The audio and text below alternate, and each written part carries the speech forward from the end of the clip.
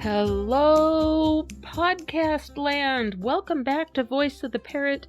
I'm your host, Shasta Ray, and I am joined in the studio tonight by Zoltan, the podcast bird. I am also joined by the giant dog. He is curled up on the floor snoring, because that's what he does. Oh my gosh. You know what? Last night I recorded a different episode for my other podcast with Tim, and he's been on this podcast in the past.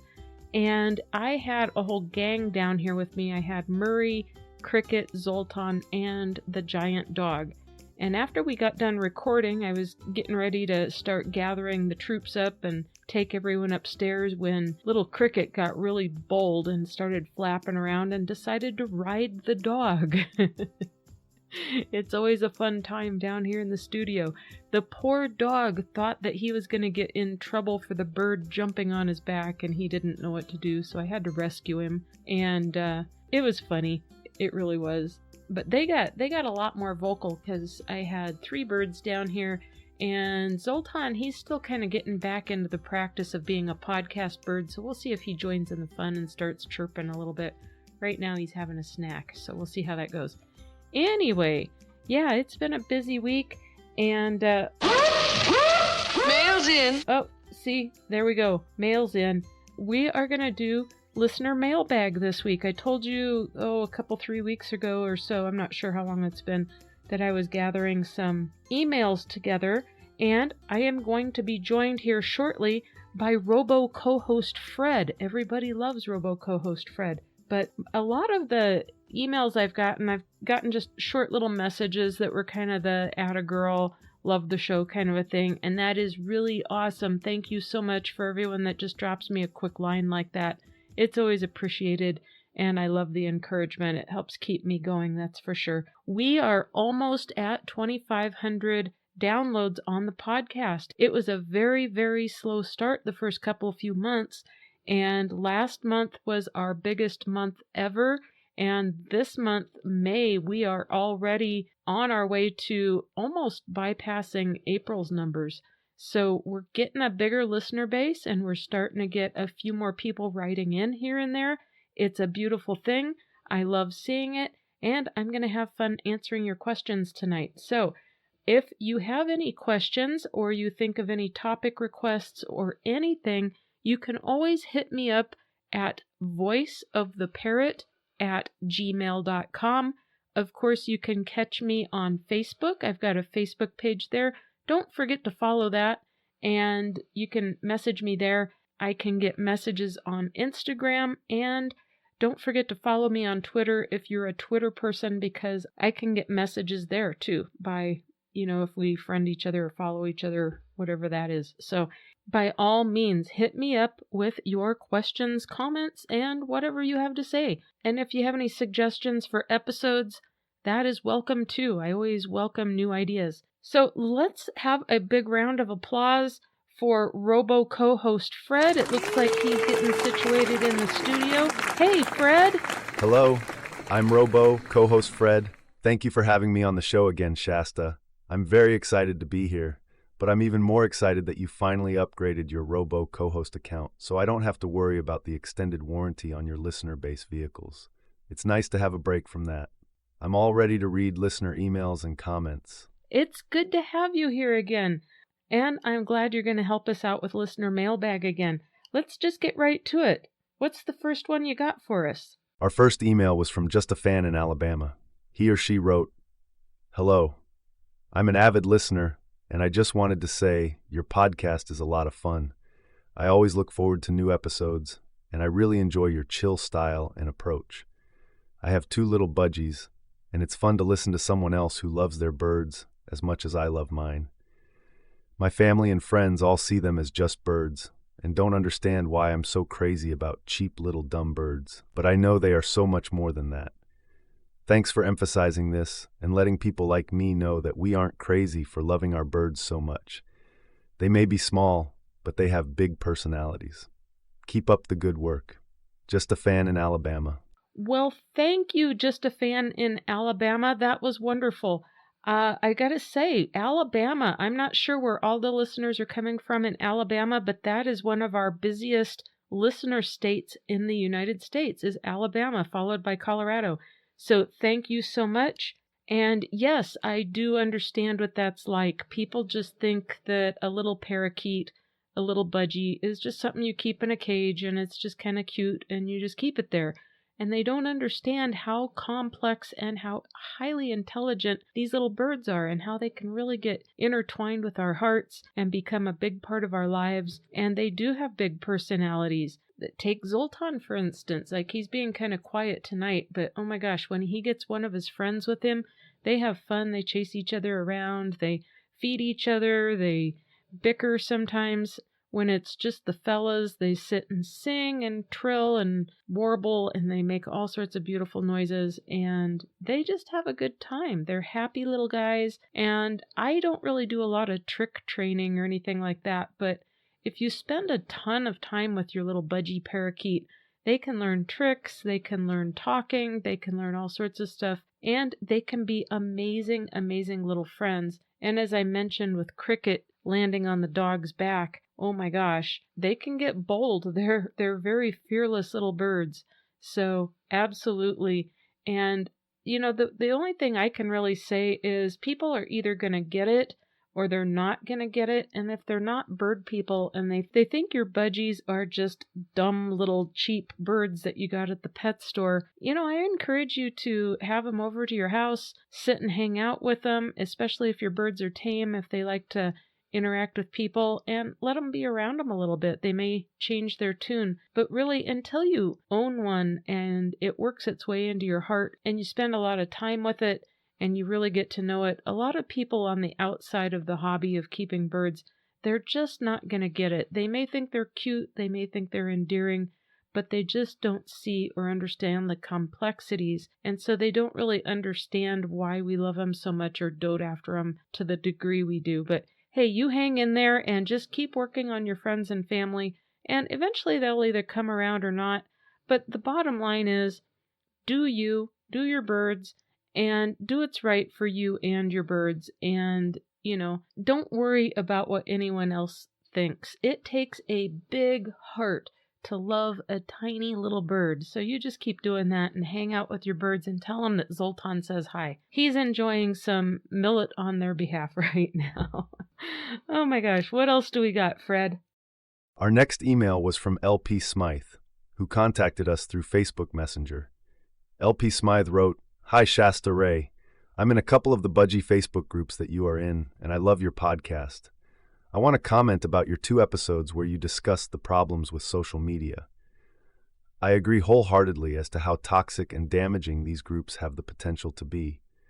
The truly knowledgeable people and experts are getting disgusted with people's attitudes. So less and less of the good ones are in the groups to lend their expertise, and what is left are the chronically uninformed people who all seem to be cheering each other on, agreeing with bad advice just to agree, or worse, they just attack each other.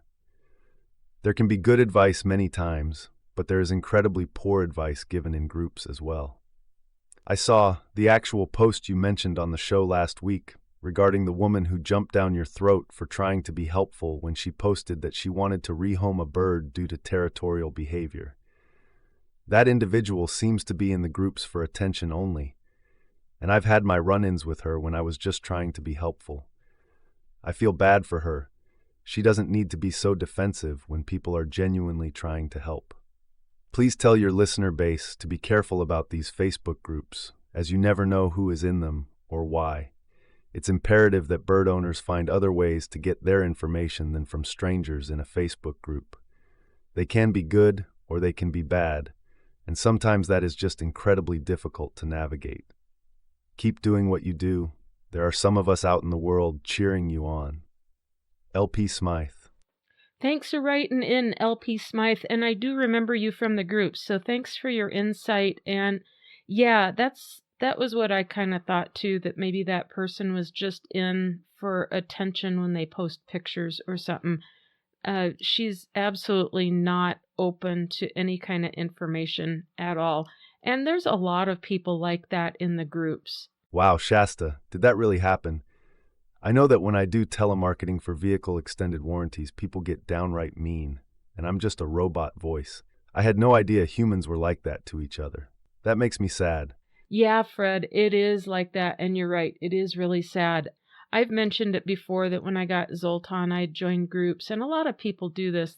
They're out there looking to kind of find other like-minded people, find answers to their questions, get some help, stuff like that. They think it's going to be a good resource, and many times it just isn't. And the information can be very way off. It can be very bad. And then if you want to call it a positive aspect, it's not really that positive. And that's when people just agree with each other to agree, and they don't understand that the information is wrong. They don't want to say anything probably because they don't want to be negative or be part of that negative stuff. But when we perpetuate bad ideas and bad information, even if our intentions are good, it's not good. So yeah, it gets to be difficult, but people just keep up the fight and don't fight.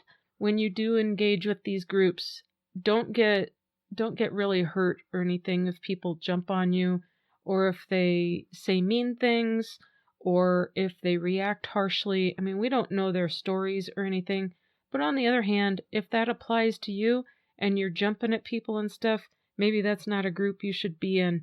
We should be helping each other.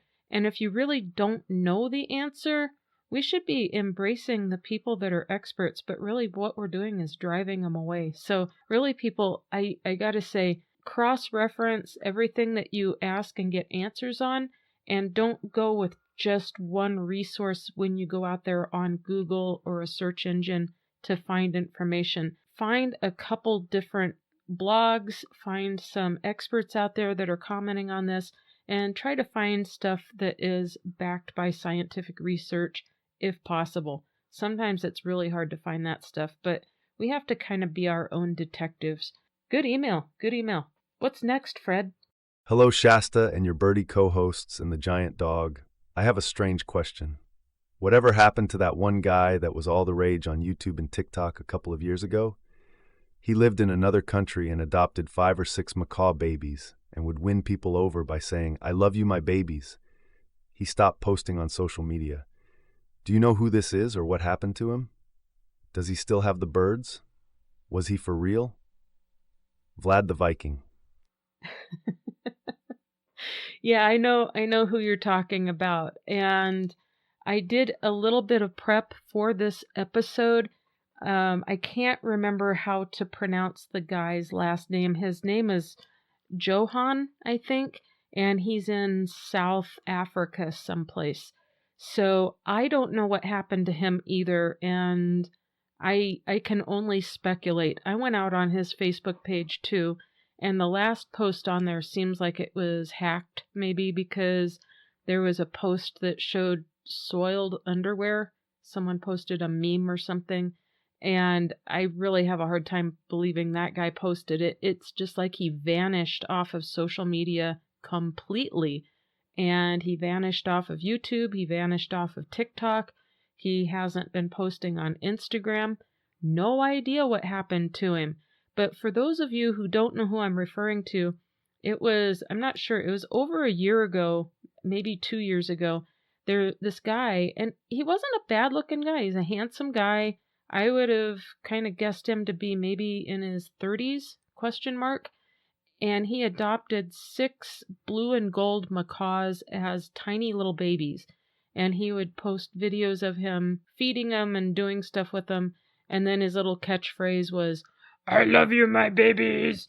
And it was cute like the first 2 times you see it. And then after that, it got really irritating, in my opinion. But I don't know, but my personal opinion is that he meant well. He enjoyed having them, but it may have been more than he was prepared for, or maybe he was just fostering them until they were adoptable.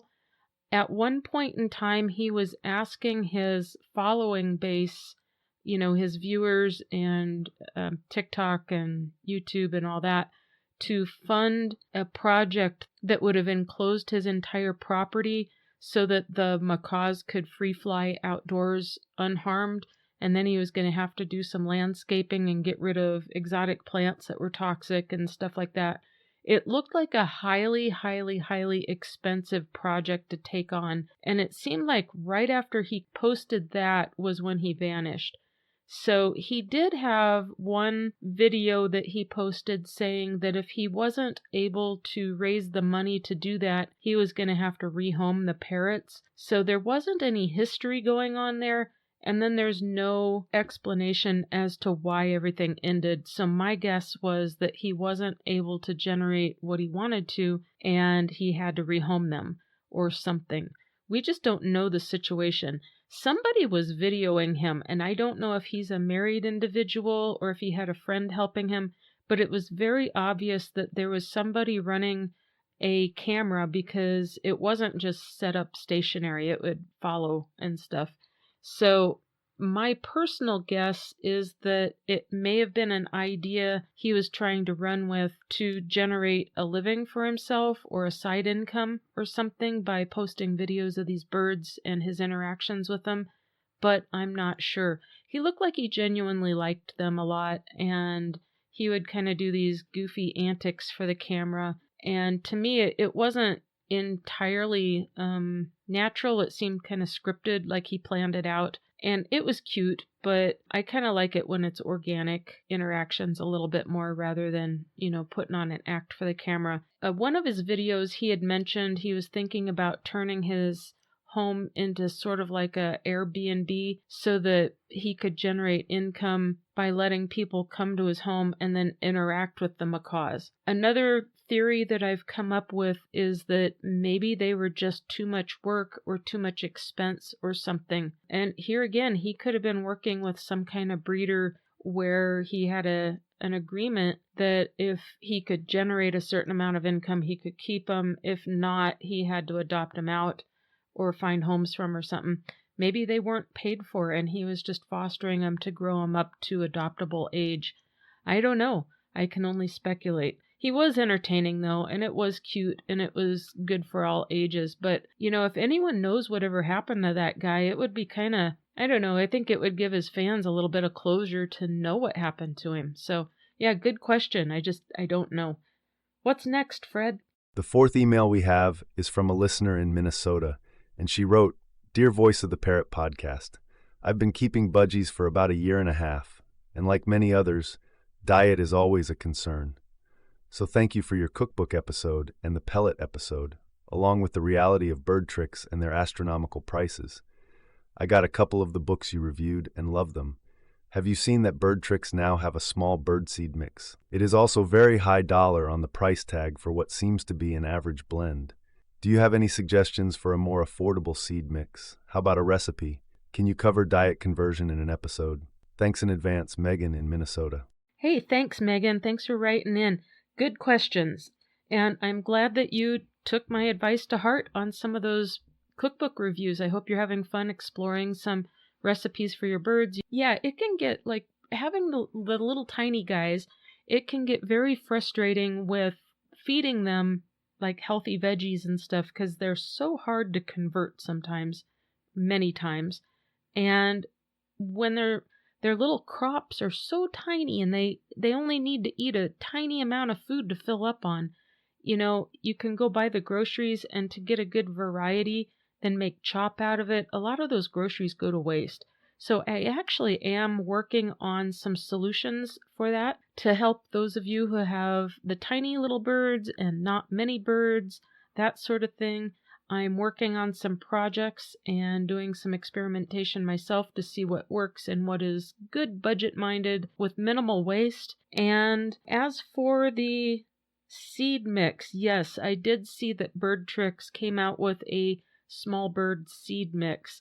And what's perplexing to me is if you go back through their videos, they do have one where they give the recipe for their seed mix so you can get the components of that, mix it up, and make it yourself. And what's really got me wondering what their motive is here, besides just earning money, is that their seed mix is not even 1.5 pounds.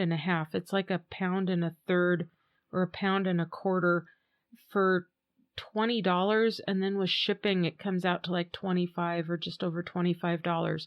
So that is a very, very, very pricey seed mix. I don't even think they use 100% of their own recipe. It strikes me as they are missing one or two seeds out of that. But here's what I would advise anyone out there with these small birds. And this would be your parrotlets, lovebirds, budgies. You could feed this to cockatiels and your finches, your canaries.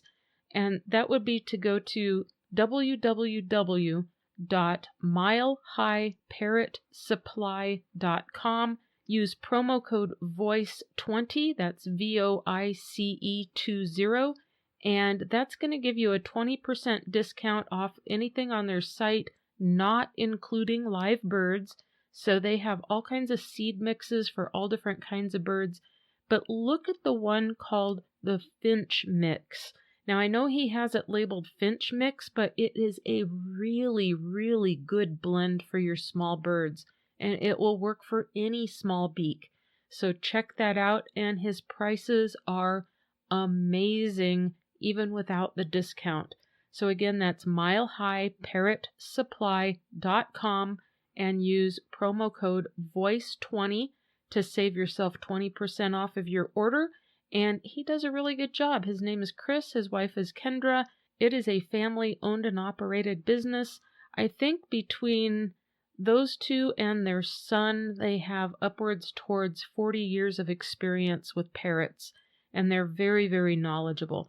So I trust them completely, and they do enough business selling birdseed that it is always incredibly fresh. So that's where I get all the seed mix for my little ones. So check that out. And then as far as diet conversion, good question. Thanks for the suggestion. And I do plan on doing something like that. I haven't got around to it yet, but yeah, great suggestion, and I'll put that on the roster. What else do we have, Fred? The last email we have today was actually a comment from Instagram. Per your request, Shasta, we will keep the person anonymous since we don't know if they want their Instagram handle used on the show. This person commented, "The Pellet Podcast episode is great. If I could share a personal opinion on corn for birds, it would be this. For New World parrots, like macaws and conures, they have co-evolved with the corn plant for long enough that fresh organic corn on the cob is probably like comfort food for them. They most certainly parked outside of gardens waiting for it to become ripe and juicy for several thousand years. I am an archaeologist who has studied corn agriculture a bit, so with history in mind, I would say about 10,000 years average. Those parrots are the constantly flying, exercising kind of birds that can consume carbohydrates and sugars and burn them off by the end of the day. Powdered, Roundup sprinkled dry frankencorn is not the comfort food they are looking for. I love that you poke around with bird tricks. They are probably making pretty good money off the reselling of Tops products at this point, which is not a good deal for the consumer. And making it a stepping stone for their free flight program is just silly. Since you can get Tops shipped from Chewy for a pretty decent price, is kind of shooting yourself in the foot to buy the rebranded version. Great podcast. Looking forward to more." Thanks for hitting me up on Instagram. I really appreciate it. And thank you for being one of these educated people that threw in your 2 cents worth. It is much appreciated. And yeah, people, here again, look into GMO corn. I mentioned on that pellet episode, there is a movie you should check out called King Corn, and that will educate you to a scary degree on GMO corn and all the problems that go with it. I am not a fan of feeding that stuff to my birds, and I avoid it at all costs. Oh my goodness. I do really like the Tops pellets. Tops can be very challenging to convert your budgies onto. Any other types of beaks seem to like it, so your smaller birds like the lovebirds that like to really chew and destroy stuff, parrotlets probably would adapt to it pretty good. Murray loves chewing on the Tops pellets. He loves the texture of them, and he loves to just chomp them up. He likes the flavor. Now for my budgies, I crush them up and I feed them mixed in with some freeze-dried veggies and all sorts of stuff. I put some Harrison's pellets in with it. But what I've noticed is mine really don't even eat the Harrison's too much anymore, and they prefer the Tops. but I do have to crush it up a little bit first. And I have a stainless steel mortar and pestle that I just kind of crush it up with, and it works pretty good, and I can bust them up pretty quickly. You mentioned tops being purchased from Chewy.com. You can get tops at Chewy.com. I did a price comparison right around the time that I did that episode, and Chewy is still more expensive than the Tops website directly. And that website is topsparrotfood.com. And if you get the bundled packages, you save a little bit of money and get free shipping. So that is actually the cheapest way to get it. And in my opinion, it's the best pellet on the market. It is nutritionally complete. And I have seen people in forums say that you have to supplement vitamin D3 with it, but it actually has that vitamin in it. And it has to do with one of the ingredients that's in it actually has vitamin D3 as part of it naturally. So it is a complete bird food, and it is probably the best pellet on the market. So check that out. It may take a little while for your bird to embrace it in some cases, but play around. And here again, if you've got budgies in particular, you're probably going to have to grind it up and then just put it on top of their regular food until they start getting the taste of it and eating it. But most of the time when I put their food in their dishes at nighttime with my flock, they're starting to ignore the Harrison's Superfine a little bit more and gravitating towards the tops. So they really do like it. It's comprised 100% organic with natural ingredients. There's no corn, there's no wheat, there's no fillers in it, and some of the other stuff that a lot of other pellets tend to use. And there's no synthetic ingredients either. So it is 100% natural ingredients. Check it out, read the labels, and whatever you're planning on getting your birds, read the labels. We always need to read the labels. I think that's all we got for listener mailbag. Fred, thanks so much for reading all those for me and joining the fun again and being part of the show this week. This was fun. Thanks for having me on the show again, Shasta. Zoltan, it was nice to see you again, and the giant dog, too. What do you mean it was nice to see Zoltan and the dog again? You can't see him. You're an AI-generated voice, remember? Stop busting my chops, Shasta. I know I'm an AI-generated robot voice. Do you really need to ruin my fun by rubbing it in like that? We robot voices have feelings too, you know. Well, I'm sorry there, Fred. I didn't mean to offend you. Whatever. I'm out of here. Well, he gets dramatic. He's fun, though. I really enjoy it. Let's have a big round of applause for RoBoCoHost Fred. He'll show this week again. Right on. All right. Well, I guess that's all I got for you this week. I certainly had fun with all of your emails. Thanks for writing in. Thanks for participating in the show, all 5 of you. And we will be back next week with something fun. And now it seems like Zoltan's starting to join the fun. He's starting to chatter now. And until then, go play with your birds. Go enjoy your birds and have a great time. Check out those 2 websites for your birds' dietary needs. That's milehighparrotsupply.com, promo code VOICE20. Or if you're interested in trying the Tops pellets, that would be topsparrotfood.com. And that's what I feed my guys. We'll catch you next time, everyone. Bye-bye.